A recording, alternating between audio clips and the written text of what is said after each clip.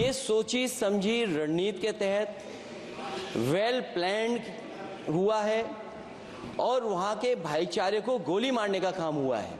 Bharatiya Janata party और उनके सहयोगी और समर्थक शुभचिंतक बार बार खुदाई की जो बात कर रहे हैं, ये खुदाई जो है हमारे देश का सौहार्द, हमारे देश का भाईचारा, हमारे देश का गंगा जमनी तहजीब को खो देगा। ये लड़ाई दिल्ली और लखनऊ की है। शून्यकाल से अखिलेश यादव जी। मैं धन्यवाद देना चाहता हूं अध्यक्ष महोदय आपका।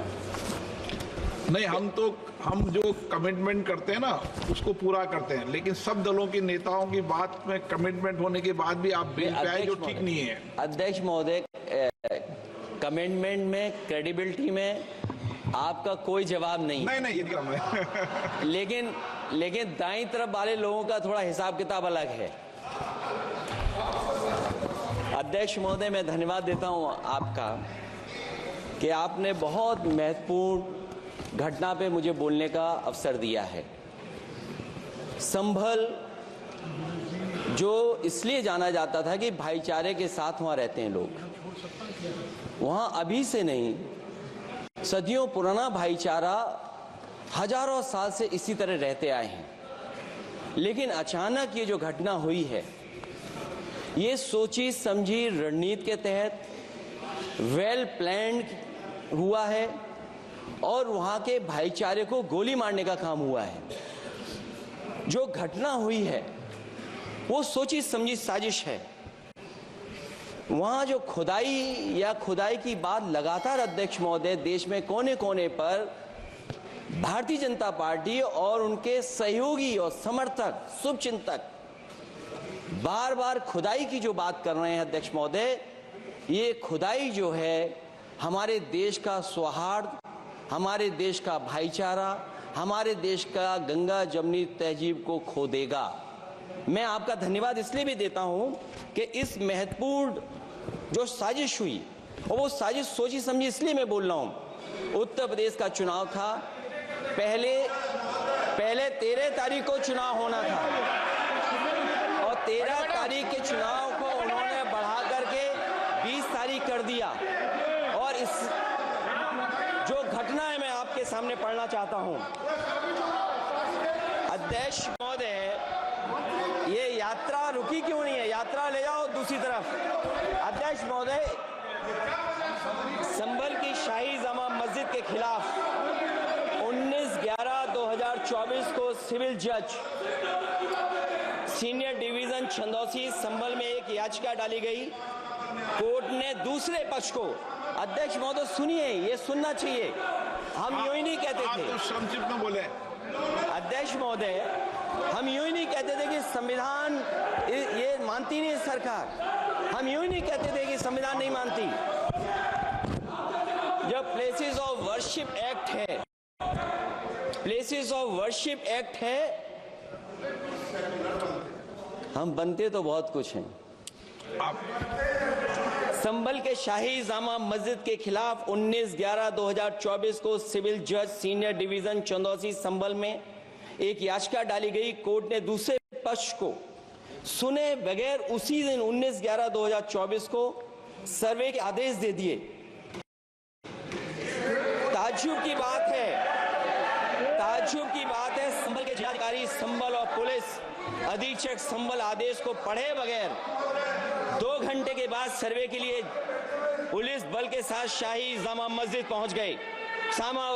जामा मस्जिद की कमेटी, जनप्रतिनिधि, उलेमा इकराम, सभी अधिवक्ताओं ने सहयोग दिया। जिलाधिकारी संभल और पुलिस अधीक्षक संभल ने 2.5 घंटे सर्वे के बाद कहा, आप सब सर्वे पूरा हो चुका है और अब रिपोर्ट कोर्ट को भेज दी जाएगी।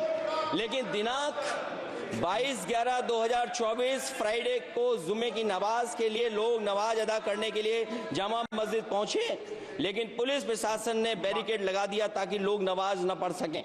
उसके बाद भी लोगों ने संयम बरतते हुए नमाज अदा की और किसी प्रकार का विरोध प्रदर्शन नहीं किया। 29/11/2024 को कोर्ट की अगली तारीख तय थी। शाही जामा मस्जिद की कमेटी और मुस्लिम समाज के सभी लोग कोर्ट में केस की पैरवी के लिए तैयारी कर रहे थे। परंतु दिनांक 23/11/2024 की रात पुलिस प्रशासन द्वारा कहा गया 24/11/2024 यानी अगले दिन सुबह को दोबारा सर्वे किया जाएगा। शाही जामा मस्जिद कमेटी और अधिवक्ता ने कहा कि इस सर्वे तो मुकम्मल हो चुका है, अब दूसरे सर्वे की क्या आवश्यकता है। कोर्ट के आदेश का हमने पालन कर दिया, अगर दूसरे सर्वे कराना है तो दोबारा आदेश करवाएं, कोर्ट के आदेश के बाद हम दोबारा सर्वे करा देंगे। लेकिन जिलाधिकारी संभल और पुलिस अधीक्षक संभल ने कोई सुनवाई नहीं की और तानाशाही दिखाते हुए सुबह के वक्त से पहले शाही जामा मस्जिद आ गए। शाही जामा मस्जिद कमेटी और मुस्लिम समाज के लोगों ने फिर भी धैर्य रखा और दोबारा सर्वे के लिए अंदर ले गए। सर्वे के दौरान करीब 1.5 घंटा बाद जब जनता को सूचना मिली तो वो इकट्ठा होना शुरू हो गए। लोगों ने सर्वे का कारण जानना चाहा तो सर्किल ऑफिसर ने उनके साथ गाली गलौज की और लाठीचार्ज करवाकर बुरी तरह जख्मी कर दिया। इसका विरोध करते हुए चंद लोगों ने पत्थर चलाए, जिसके बदले में पुलिस के सिपाही से लेकर के अधिकारियों तक ने अपने सरकारी और प्राइवेट हथियारों से गोलियां चलाईं, जिसका वीडियो रिकॉर्डिंग है, जिसके एवज में दर्जन लोग गोलियों से घायल हो गए हैं।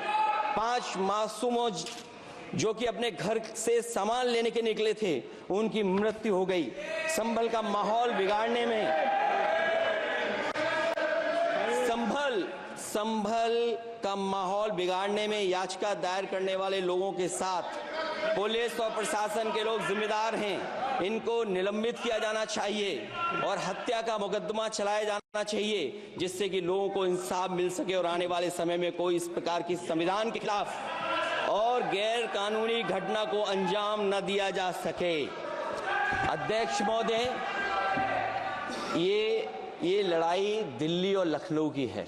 नो प्लीज कभी दिल्ली पहुंचे थे जिस रास्ते, वही लखनऊ वाले उसी रास्ते पहुंचना चाहते हैं। उज्जर रमन सिंह जी 2 मिनट बोल रहे, आप 1 मिनट बोल रहे हैं। हो गया विषय आपका अखिलेश जी विषय हो गया आपका।